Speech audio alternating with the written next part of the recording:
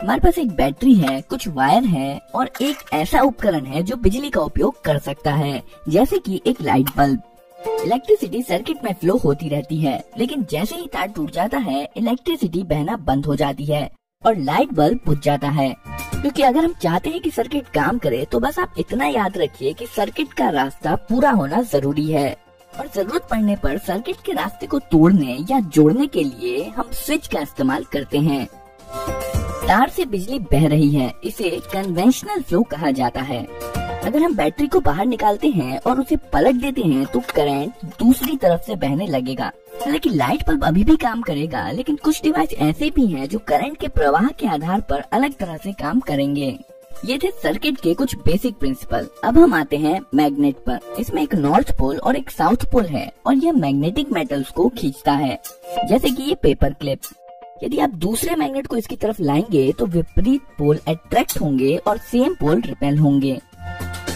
जरूरी नहीं कि मैग्नेट इसी शेप का हो। उदाहरण के लिए कुछ मैग्नेट ज्यादा फ्लैट हो सकते हैं, जैसे कि ये मैग्नेट। इन मैग्नेट्स को परमानेंट मैग्नेट्स कहा जाता है, क्योंकि यह मैग्नेट्स हमेशा काम करते हैं। आप इन्हें बंद या चालू नहीं कर सकते। यह कई छोटे छोटे मैग्नेटिक डोमेन से बना होता है जो एक ही दिशा में रहते हैं। लेकिन आगे हम ऐसा मैग्नेट भी देखेंगे जिसमें हमेशा ऐसा नहीं होता है।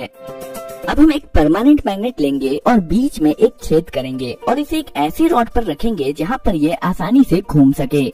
इसके साइड में एक दूसरा मैग्नेट लाने पर हम देखेंगे कि रॉड पर रखा मैग्नेट तुरंत घूमना शुरू कर देगा, जब तक कि दोनों मैग्नेट्स के विपरीत पोल आमने सामने नहीं आ जाते हैं। अब अगर साइड वाले मैग्नेट को उलट दें तो सेम पोल आमने सामने आ जाएंगे और एक दूसरे को रिपेल करेंगे और विपरीत पोल एक दूसरे को अट्रैक्ट करेंगे। अब अगर हम साइड मैग्नेट को बार बार उल्टा करते रहेंगे तो हमारा घूमने वाला मैग्नेट घूमता रहेगा।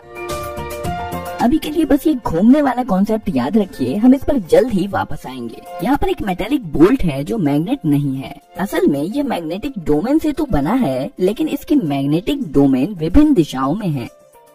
चलिए अब इस बोल्ट पर तार को कई बार लपेटते हैं और एक सर्किट बनाते हैं।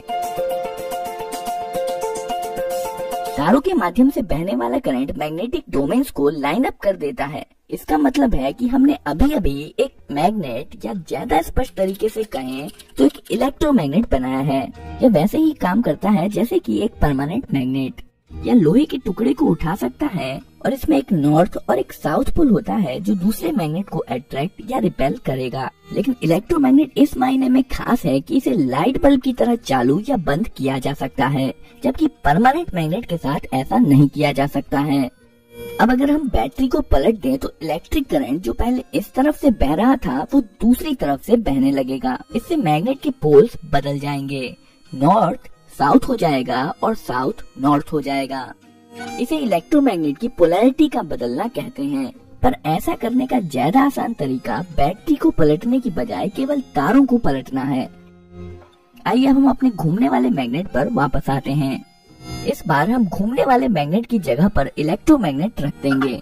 अब जैसे ही हम इसमें वायर जोड़ेंगे इलेक्ट्रोमैग्नेट चालू हो जाएगा और साइड मैग्नेट के पोल्स के अनुसार अपने आप को अलाइन कर लेगा। पर ये जो इलेक्ट्रोमैग्नेट के साथ वायर जुड़े हैं ये इसे फ्रीली नहीं घूमने देंगे। पर यहाँ पर जो ध्यान देने वाली बात है वो है इलेक्ट्रोमैग्नेट के घूमने का कॉन्सेप्ट। अब अगर हम तारों को आपस में बदल दें तो इलेक्ट्रोमैग्नेट के पोल्स बदल जाएंगे। सेम पोल रिपेल करेंगे और विपरीत पोल अट्रैक्ट करेंगे, जिसके कारण इलेक्ट्रोमैग्नेट घूम जाएगा। तारों को फिर से बदल दीजिए और इलेक्ट्रोमैग्नेट की पोलैरिटी फिर से बदल जाएगी और एक बार फिर सेम पोल रिपेल करेंगे और विपरीत पोल अट्रैक्ट करेंगे और इलेक्ट्रोमैग्नेट फिर से घूम जाएगा। यदि हम इसी प्रकार पोलैरिटी बदलते जाएं तो इलेक्ट्रोमैग्नेट लगातार घूमता रहेगा। हम इसे ज्यादा पावरफुल बनाने के लिए दूसरी तरफ एक और परमानेंट मैग्नेट लगा सकते हैं। ध्यान दें कि इस वाले मैग्नेट का साउथ पोल सेंटर की तरफ है और इस मैग्नेट का नॉर्थ पोल सेंटर की तरफ है। इस प्रकार साइड में लगे हुए मैग्नेट्स के तालमेल से बीच वाला मैग्नेट घूमता रहता है। यहाँ पर जो हमने देखा वह इलेक्ट्रिक मोटर का बहुत ही साधारण रूप है। इसे उपयोगी बनाने के लिए हमें इसमें कुछ सुधार करने होंगे। दो साइड मैग्नेट्स को हटाकर ज्यादा पावरफुल कर्व्ड मैग्नेट्स लगाए जा सकते हैं और वायर लपेटे हुए बोल्ट की बजाय हम मेटल लूप का इस्तेमाल करेंगे, जिसे आर्मेचर कहते हैं। वायर जोड़िए और हमारा सर्किट कंप्लीट है। इस बार आप इलेक्ट्रोमैग्नेट को फ्लैट मान सकते हैं, जिसका साउथ पोल ऊपर की तरफ है और नॉर्थ पोल नीचे की तरफ। अब आर्मेचर तब तक घूमेगा जब तक कि विपरीत पोल एक दूसरे के सामने नहीं आ जाते हैं। हम चाहे तो पहले की तरह ही वायर के छोरों को बदलकर इलेक्ट्रोमैग्नेट्स का घूमना जारी रख सकते हैं, लेकिन यहाँ बैठकर इस वायर को स्विच करते रहना बेहद मुश्किल काम है। और इस मुश्किल काम को आसान बनाने के लिए हमें आर्मेचर में कुछ जोड़ने की जरूरत है, जिसे कम्यूटेटर कहा जाता है। यह एक रिंग है जिसमें 2 गैप्स हैं और ये आर्मेचर के साथ घूमेगा। इसमें सर्किट कनेक्ट करने के लिए इसके साइड में 2 ब्रशेस जोड़े जाते हैं। जब कम्यूटेटर घूमता है तब यह ब्रशेस इस पर स्लाइड करते हैं। हमेशा कांटेक्ट बना रहे इसके लिए स्प्रिंग्स का उपयोग किया जाता है। करंट वायर से ब्रश, ब्रश से कम्यूटेटर रिंग से आर्मेचर और फिर आर्मेचर से कम्यूटेटर रिंग और ब्रश के माध्यम से वापस वायर में फ्लो हो जाता है। अब जब इलेक्ट्रोमैग्नेट घूमेगा तो आर्मेचर और कम्यूटेटर रिंग भी घूमेंगे। इस बार इलेक्ट्रोमैग्नेट जब लगभग इतना घूम लेगा तब ब्रशेस कम्यूटेटर रिंग के दूसरी तरफ स्विच कर लेंगे।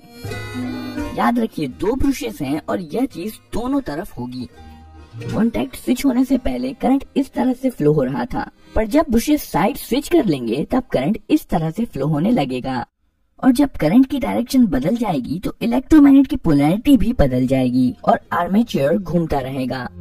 असल में कम्यूटेटर रिंग यहाँ पर वही काम कर रहा है जो पहले हम वायर बदल कर रहे थे, पर इस बार यह सब कुछ अपने आप ही कर ले रहा है। जब तक ये बैटरी से जुड़ा हुआ है तब तक ये इसी प्रकार घूमता रहेगा। बैटरी डिस्कनेक्ट कर देने पर इलेक्ट्रोमैग्नेट भी नहीं रहेगा और घूमना भी बंद हो जाएगा। अभी तक हमने आर्मेचर पर बस एक लूप का इस्तेमाल किया है। इसमें मोटर की स्पीड इरेगुलर होती है और इसके अलावा जब ब्रशेस कम्यूटेटर रिंग के टुकड़ों के बीचों बीच होगा तब इस स्थिति में मोटर रुक भी सकता है। इस मुसीबत से बचने के लिए यहाँ पर हम कम्यूटेटर रिंग को और 2 भागों में बांटकर और एक लूप जोड़ सकते हैं। शुरुआत में ब्रशेस इन 2 कम्यूटेटर के टुकड़ों के कांटेक्ट में होते हैं, जो इस इलेक्ट्रोमैग्नेट को ऑन कर देते हैं, जिसके कारण यह घूमना शुरू कर देता है। पर जब कम्यूटेटर रिंग घूमकर इस पोजीशन पर आती है तो ब्रशेस का कांटेक्ट कम्यूटेटर टुकड़े के अगले जोड़े के साथ हो जाता है, जिसका मतलब है पिछला वाला लूप ऑफ हो जाता है और अगला लूप ऑन हो जाता है और अब अगला इलेक्ट्रोमैग्नेट घूमता है। ब्रशेस फिर से कांटेक्ट बदलते हैं और अगला लूप ऑन हो जाता है। मोटर के घूमने के दौरान यह लगातार होता रहता है और लूप्स एक के बाद एक इलेक्ट्रोमैग्नेट बनते रहते हैं और मोटर को घुमाते रहते हैं। कुछ इलेक्ट्रिक मोटर के आर्मेचर में कई लूप्स जोड़े जाते हैं, जिससे मोटर स्मूथली चलता रहता है। आर्मेचर के घूमने से जो घूमने वाला बल पैदा होता है उसे टॉर्क कहते हैं। ज्यादा टॉर्क का मतलब है मोटर की ज्यादा स्पीड। मोटर का टॉर्क बढ़ाने के लिए हम कुछ चीजें कर सकते हैं, जैसे ज्यादा वायर होने से इलेक्ट्रोमैग्नेट ज्यादा पावरफुल होता है। उदाहरण के लिए अगर बोल्ट पर ज्यादा वायर लपेटा जाए तो पावरफुल इलेक्ट्रोमैग्नेट बनेगा। आर्मेचर लूप्स भी बहुत सारे वायर से बने होते हैं, जिसका मतलब है मोटर में ज्यादा पावरफुल इलेक्ट्रोमैग्नेट होगा और मोटर भी ज्यादा स्पीड से घूमेगा। यही कारण है कि अगर आप किसी असली मोटर को खोलकर देखेंगे तो पाएंगे कि उसमें बहुत सारा वायर लपेटा हुआ होता है। ज्यादा वायर का मतलब है ज्यादा पावरफुल इलेक्ट्रोमैग्नेट। इसे पावरफुल बनाने का दूसरा तरीका है कि इसमें ज्यादा इलेक्ट्रिसिटी दी जाए। आइए हम मोटर से संबंधित और भी कुछ नाम देख लेते हैं। यहाँ पर जो पार्ट्स नहीं घूम रहा है उसे स्टेटर कहते हैं, जो कि इस केस में साइड में लगे 2 परमानेंट मैग्नेट्स हैं। ये स्टेटर एक मोटर केस के अंदर फिट होता है और बीच में जो आर्मेचर है उसे रोटर भी कहते हैं। यही वो पार्ट है जो घूमता है। मोटर के बीचों बीच एक शाफ्ट लगा होता है जो मोटर के पीछे से बाहर आता है। इस वीडियो में आपने जो मोटर देखा है वह एक डीसी मोटर है।